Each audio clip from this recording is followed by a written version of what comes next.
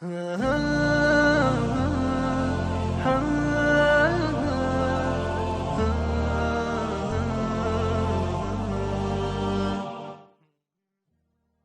England ہماری جماعت گئی تھی تو میں قونیہ گیا، وہاں ہماری تشکیل نہیں تھی، لیکن میں نے کہا وہاں مولانا روم کے دربار پہ حاضری دینی، تو وہاں سے 900 کلومیٹر دور تھا، تو ہم فلائٹ لے کر گئے۔ میں حیران، دنیا میں پہلا مزار دیکھا جہاں ٹکٹ لگا ہوا تھا 20 لیرہ، 20 لیرہ کا مطلب کوئی 900 روپیہ، 45 روپے کا لیرہ تھا بھی جب ہم گئے۔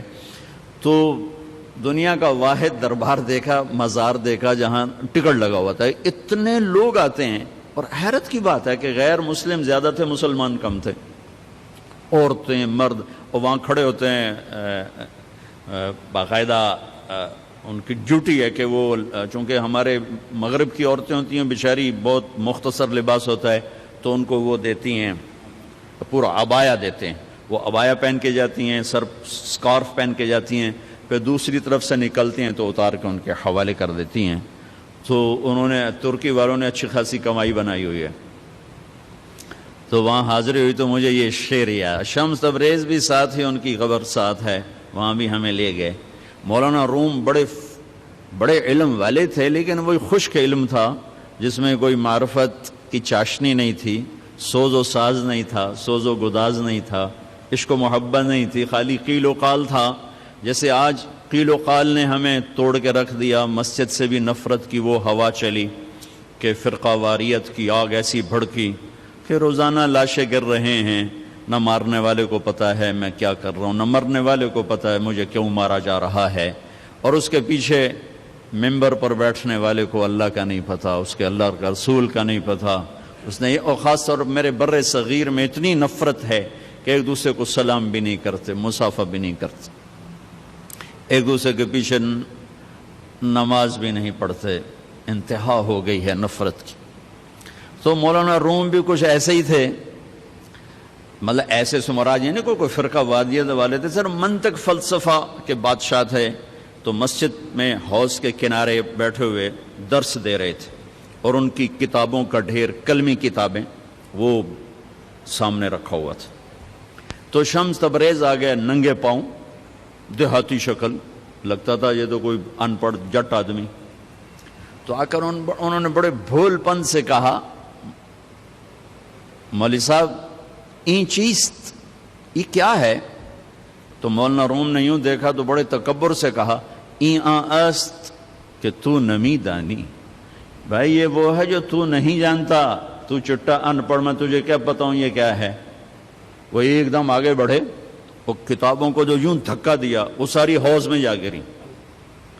اب وہ زمانہ پریس کا تو تھا نہیں، میں چلو 2-4 اور لے کے آ جاؤ، وہ تیرا بیڑا غرق کو بدبخت، اور تو نے میری ساری زندگی کی محنت برباد کر دی۔ تو شمس تبریز مسکرائے اور حوض میں اترے، اور یوں ساری کتابیں خشک نکال کے باہر رکھ دی، ایک کاغذ نہیں بھیگا ہوا۔ یہ کرامات اولیاء ہے۔ مولانا روم، این چیست، یہ کیا ہے؟ تو انہوں نے مسکرا کے کہا، این است کہ تو نمیدانی، یہ وہ ہے جو تو نہیں جانتا۔ بس پھر مولوی روم مولانا روم بن گئے، انہیں فلسفے بھی بھول گئے۔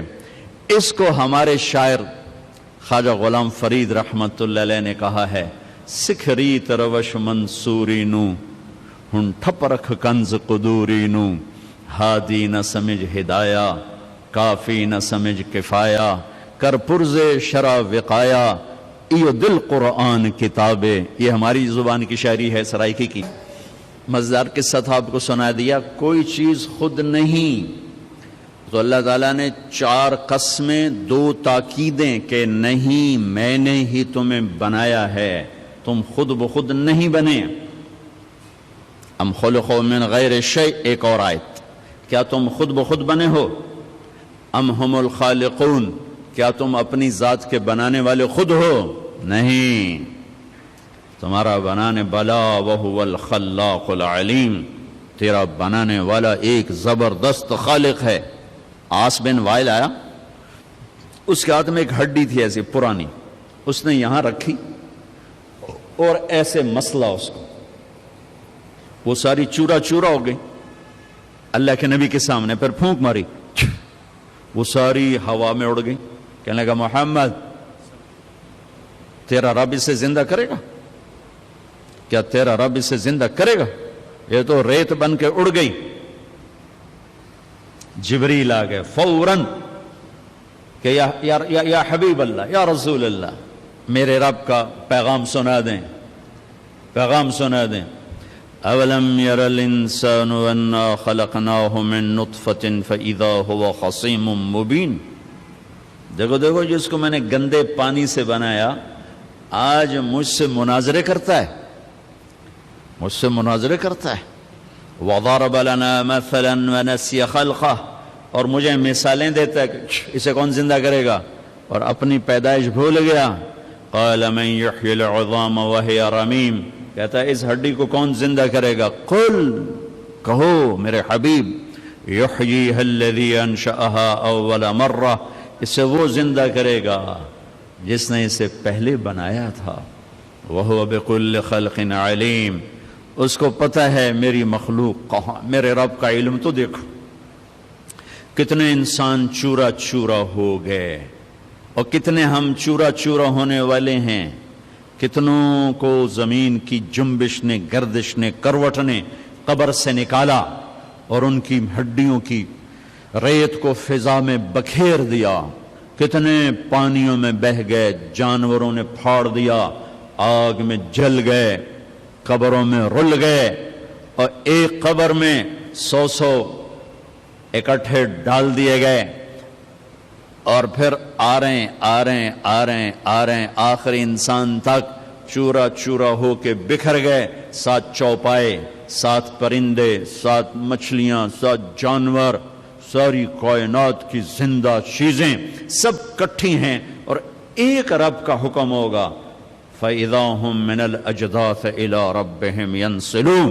اللہ ہم سب کو قبروں سے کھڑا کر کے زندہ کر کے دکھا دے. ہاں مجھ سے کہتا ہے زندہ کون کرے گا؟ آپ اسے کہیں جس نے یہ کچھ نہیں تھا اور اسے بنایا تھا وہی زندہ کر. تو اللہ تعالیٰ نے انسانی تخلیق میں 4 چیزوں کا ذکر کیا ہے. 2 غذائیں ہیں، 2 روحانی مقامات ہیں. غذاؤں کا تعلق جسم سے ہے، یہ میڈیکل سائنس ہے، اور مقامات کا تعلق روح سے ہے، یہ اسپرچول سائنس ہے. یہ 2 چیزیں جس مرد عورت میں صحیح ہوں گی وہ خوبصورت انسان ہوگا، فی احسن تقویم. اگر یہ نہیں ہوں گی تو وہ اس احسن تقویم کی چوکٹ سے نکل جائے گا. یہ پہلی 2 چیزیں، یہ علم طب ہے جو اللہ آپ کو دے رہا ہے، جو آپ کو دیا گیا ہے، جس کو آپ لے رہے ہیں. اور زندگی بھر یہ یاد رکھیں، جب تک اپنے آپ کو جاہل سمجھیں گے اللہ علم دیتا رہے گا، اور جب تک خدمت کے جذبے سے چلیں گے اللہ علم دیتا رہے گا. جب آپ کاروباری بن گئے تو پھر آپ ایک بے رحم تاجر ہوں گے، آپ طبیب نہیں ہوں گے. میں ہاتھ جوڑ کے کہتا ہوں، پھر آپ ایک تاجر ہوں گے. بس آپ نے گاؤن سفید پہنا ہوا ہوگا، ڈاکٹر کا روپ ہوگا، اندر میں سوتر منڈی کا شیخ بیٹھا ہوگا. علم اسے ملتا ہے جو اوروں کی ہمدردی رکھتا ہے، وہ کاروباری بن جائے.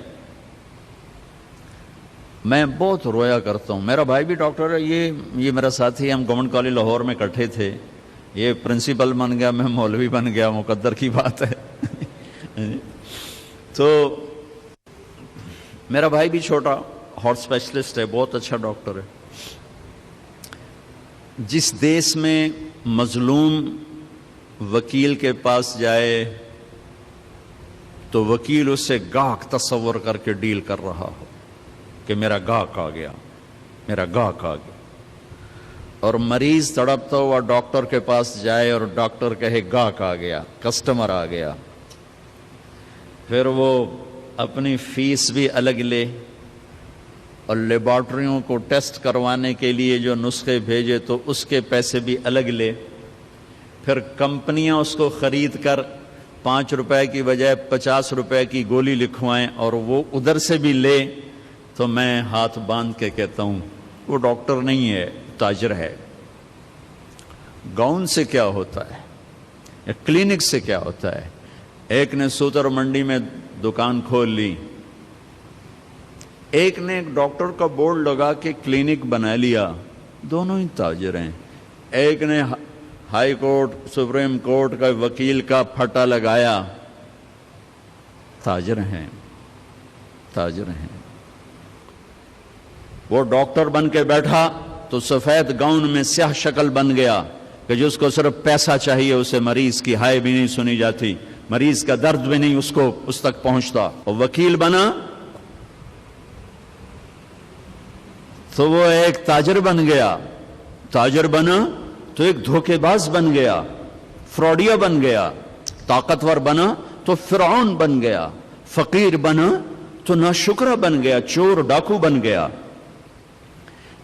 اکائی بگڑی ہے، انسان بگڑا ہے، انسان۔ بھائیو، میں بھی کہہ رہا ہوں کہ انقلاب آنا چاہیے، لیکن کون سا انقلاب؟ اپنے دلوں کو بدلو، یہ انقلاب لاؤ، اس دل کی دنیا کو بدلو۔ دل دریا سمندروں ڈوبے، کون دلاں دیاں جانے ہو، وچے بیڑے وچے جھیڑے وچے ونج مہانے ہو۔ اندر کے دلوں کو بدلو، یہ دنیا بدلو۔